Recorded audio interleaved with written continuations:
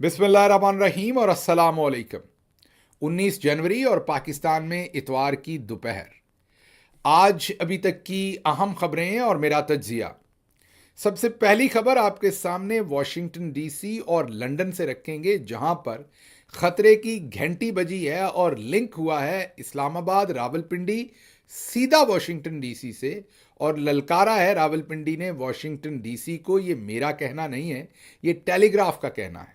Telegraph हो या guardian हो, ये दुनिया के मोतबर नाम हैं और मोतबर अखबार भी हैं और जरीदे भी हैं। और पूरी दुनिया में जब ये कोई खबर शाया करते हैं तो पूरी तहकीक के बाद, या कोई ओपिनियन शाया करते हैं तो उसके पीछे भी पूरी मंतक और तहकीक होती है। अब ये टेलीग्राफ लिख रहा है कि ये जो इमरान खान साहब को हाल ही में सज़ा दी गई है, 2 दिन पहले, आपको पता है कि 14 साल की सज़ा दी गई है। और उनकी बेगम, जिनका कुछ लेना देना नहीं था इस केस के साथ, बुशरा बीबी का, उनको 7 साल की सज़ा दी गई है। ये असल में प्रेसिडेंट ट्रंप को एक पैगाम भेजा गया है। जी हाँ, ये लिखना है टेलीग्राफ का, ये हम नहीं कह रहे, कोई पाकिस्तानी मुबस्सर नहीं कह रहा, बल्कि टेलीग्राफ ये कह रहा है कि ये कन्फ्रंट्रेशन मोल ली है पाकिस्तान की इस्टेब्लिशमेंट ने, पाकिस्तान की फौजी क़यादत ने, जाहिर है जनरल आसिम मुनीर साहब और उनके साथियों ने ये सीधा सीधा धमकी लगाई है, कन्फ्रंट्रेशन की है सदर ट्रंप की एडमिनिस्ट्रेशन से।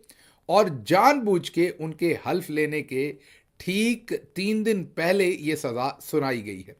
टेलीग्राफ लिखता है कि सदर ट्रंप के 2 करीब तरीन साथी, रिचर्ड ग्रैनल, जो आप सबको पता है कि उनके खसूसी एलची हैं, और मैं यहां आपको ये भी बता दूं कि जो रिचर्ड ग्रैनल थे, उनको पहले हमारे ज़राए और बहुत ही मुसद्दिका ज़राए ये बताते हैं कि उनको टिप किया था सबसे पहले कि उनको सेक्रेटरी ऑफ स्टेट बनाया जाएगा, जो सदर के बाद सबसे अहम ओहदा होता है अमरीकी हुकूमत या अमरीकी एडमिनिस्ट्रेशन के अंदर। वो सदर, जो यूनाइटेड स्टेट्स ऑफ अमेरिका का सदर है, उसके बाद सेक्रेटरी ऑफ स्टेट होता है। जैसा कि आपको पता है कि सदर ओबामा के साथ हिलरी क्लिंटन थी, और भी बहुत बड़े नामी ग्रामी आपको सेक्रेटरी ऑफ स्टेट बहुत सारे याद हैं। तो रिचर्ड ग्रैनल को यह टिप किया गया था, यह बताया गया था कि आप सेक्रेटरी ऑफ स्टेट हो सकते हैं। रिचर्ड ग्रैनल जो है वो बहुत ही एक मोतबर जो है वो नाम है डिप्लोमेसी में। वो इससे पहले अमेरिका के जर्मनी में सफ़ीर रह चुके हैं और जर्मनी को नाकों चने चबवा चुके हैं, बल्कि पूरे जो नेटो के यूरोप से रिलेटेड जितने भी बड़े बड़े ममालिक थे उनको नाकों चने चबवा चुके हैं। बहुत ही टफ डिप्लोमेसी के ऊपर बिलीव करते हैं, याददाश्त भी बहुत लंबी है और स्ट्रेट फॉरवर्ड हैं और सीधी बात करने के आदी हैं। ये अलग बात है कि आजकल पाकिस्तानी मिलिट्री इस्टेब्लिशमेंट पाकिस्तान के अंदर ये मंजन बेचती है कि देखें रिचर्ड ग्रैनल खामोश हो गए। हालांकि ऐसा नहीं है, वो कोई पाकिस्तान के मामले के लिए खामोश नहीं हुए। अमेरिका के अंदर, ये मैंने पहले भी आपको बताया था कि एक जो H1B वीज़ाज़ हैं, उनके ऊपर एक बड़ी खूनख्वार यहाँ पर बहस शुरू हो गई थी। सदर ट्रंप की जो कैबिनेट है उसके कुछ लोग उसके हक में थे, कुछ खिलाफ थे, और एक घमसान की जंग यहाँ पर सोशल मीडिया पर शुरू हो गई थी अमेरिका में। तो सदर ट्रंप ने सोचा कि उनके हल्फ लेने से पहले ही अगर उनके वजीर मशीर अपने ओपिनियन इतने खुल के एक दूसरे के खिलाफ देंगे तो मामलात ख़राब हो जाएंगे। तो फिर उन्होंने अपनी पूरी कैबिनेट को H1B के इशू की वजह से ये कहा कि जब तक हल्फ बर्दारी शुरू नहीं हो जाती, किसी भी पॉलिसी स्टेटमेंट के ऊपर आपने स्टेटमेंट नहीं देनी। इस वजह से तमाम इश्यूज़ के ऊपर, वो भले यूक्रेन हो, वो भले पाकिस्तान हो, भले हिंदुस्तान हो, भले चाइना हो, भले वो H1B का इशू हो, भले वो इमिग्रेशन से रिलेटेड इश्यूज़ हों, लोगों को जो यहाँ पर बग़ैर वीज़े के उन्हें यहाँ से भेजना है, रखना है, कोई भी इश्यूज़ हों, इस वक्त जो प्रेसिडेंट ट्रंप की कैबिनेट के या अहम उनके लोग हैं, वो कोई ऐसी स्टेटमेंट नहीं दे रहे।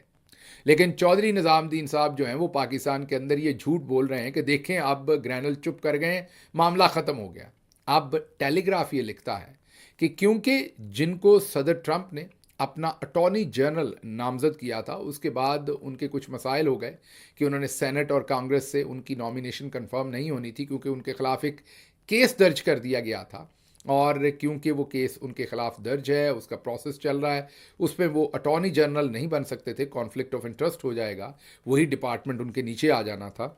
इसलिए उन्होंने अपना नाम विड्रॉ कर लिया, लेकिन विड्रॉ करने के बावजूद वो सदर ट्रंप के बहुत ही ज़्यादा आप ये कहें कि मुतबर शख्सियत उनको सदर ट्रंप समझते हैं और बहुत ही अपने वफादार और करीबी आदमी समझते हैं। इसीलिए तो सदर ट्रंप ने उन्हें कलीदी ओहदा अटॉर्नी जनरल का दिया था, क्योंकि सदर ट्रंप के साथ वहाँ यहाँ की एडमिनिस्ट्रेशन ने जो कुछ कर रखा है उसमें जो साबिक अटॉर्नी जनरल हैं उसके बारे में सदर ट्रंप ये सोचते हैं कि उन्होंने अपना ऑफिस मेरे खिलाफ इस्तेमाल किया था। इसलिए अटॉर्नी जनरल का जो ऑफिस है वो सदर ट्रंप की जो एडमिनिस्ट्रेशन होगी उसमें वो भी बहुत ही अहम ऑफिस होगा। अभी इस वक्त मार्को रूबियो जो हैं वो सेक्रेटरी जनरल बने हैं, और वो भी जो हमारे चौधरी साहब हैं उनके लिए उनके ओपिनियन भी बहुत ही नेगेटिव हैं, क्योंकि वो ये समझते हैं कि पूरी दुनिया में अमेरिका जब डिक्टेटर्स के साथ दोस्ती करता है और डिक्टेटर्स अपने अपने मुल्क में जुल्म का बाजार गर्म करते हैं, तो पूरी दुनिया के लोग अपने डिक्टेटर से जो नफरत करते हैं इनडायरेक्टली अमेरिका से भी करते हैं।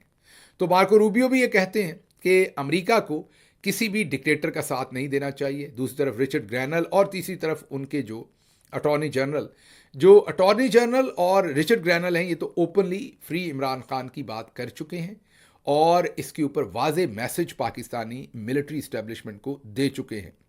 लेकिन उसके बावजूद टेलीग्राफ लिखता है कि हल्फ से सिर्फ 3 दिन पहले ये सज़ा सुनाना ये वाज़े चैलेंज है जनरल आसिम मुनीर साहब की इस्टेब्लिशमेंट की तरफ से, और जनरल साहब ने ये वाज़े पैगाम भेजा है अमेरिका को और सदर ट्रंप को कि आपने जो करना है कर लें, हम तो यही काम करेंगे।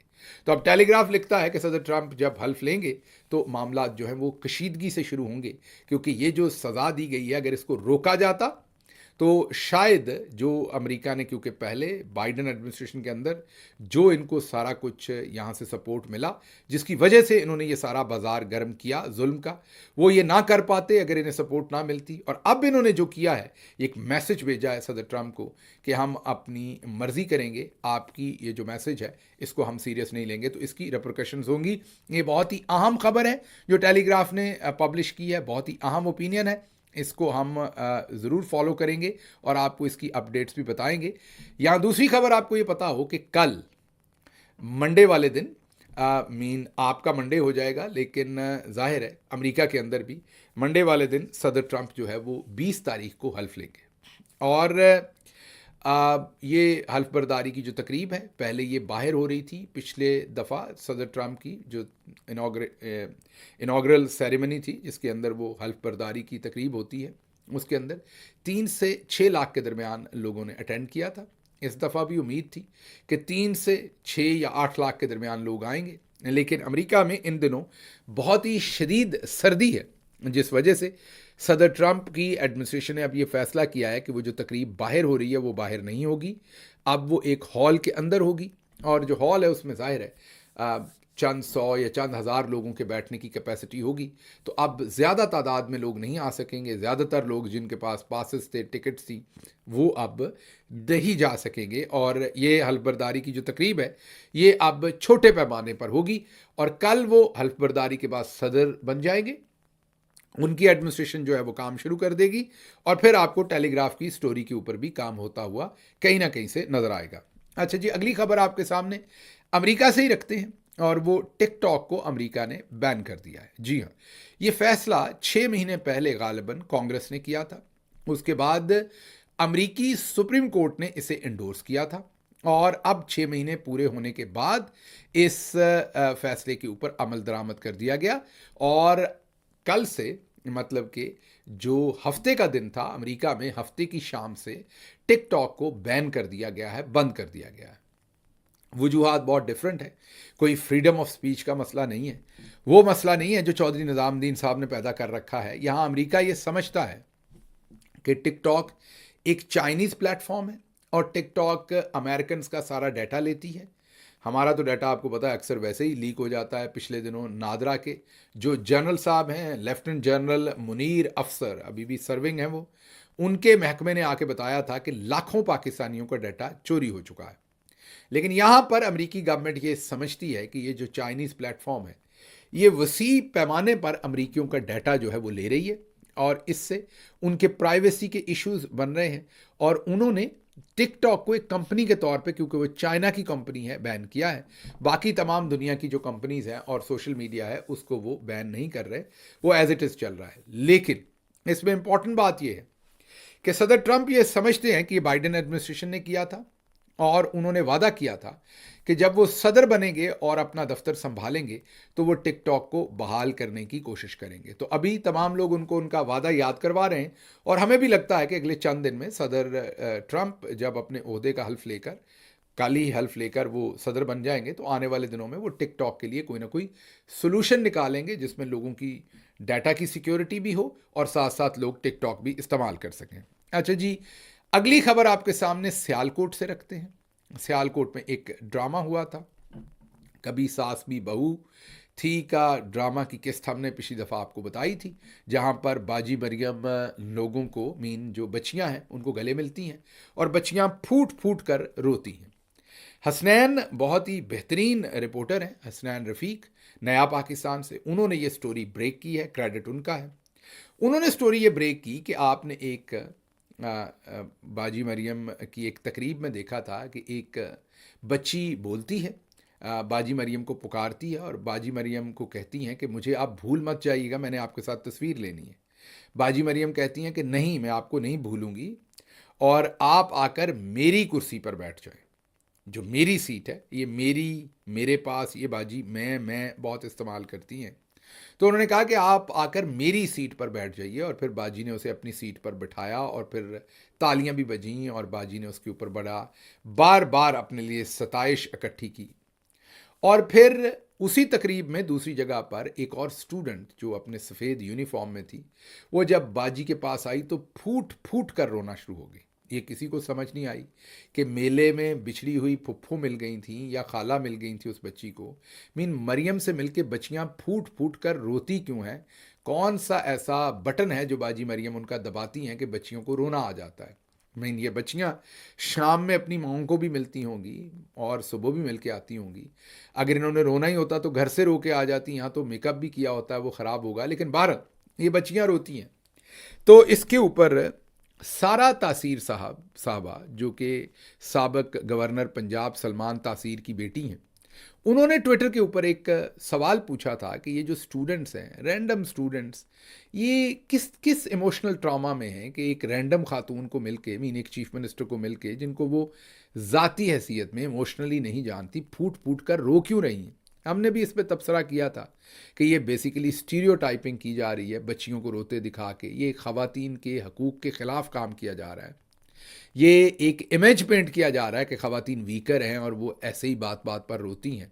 वो जो हमारी सोसाइटी के अंदर स्टीरियोटाइप्स हैं ख़वातीन के साथ अटैच्ड, उनको पुख्ता करने की मरियम साहबा कोशिश कर रही हैं, सिर्फ अपनी ड्रामेबाजी करने की। लेकिन अब कभी सास भी बहू थी जो ड्रामा की किस्त है, उसका ड्रॉप सीन हुआ है और हसनैन रफ़ीक साहब ने ये बताया है कि ये जो सियालकोट के कॉलेज के अंदर सब कुछ हुआ, ये बुनियादी तौर पर पूरी अरेंजमेंट के साथ ये दोनों नून लीग की जो वर्कर्स थी उनको लाया गया था और लाया गया था गुजरांवाला से। आपके लिए हैरानी होगी, गुजरांवाला से ऑल द वे ये दोनों बच्चियां जो है इनको सियालकोट लाया गया और इनको पहले से कहा गया था कि आपने ये एक्टिंग करनी है।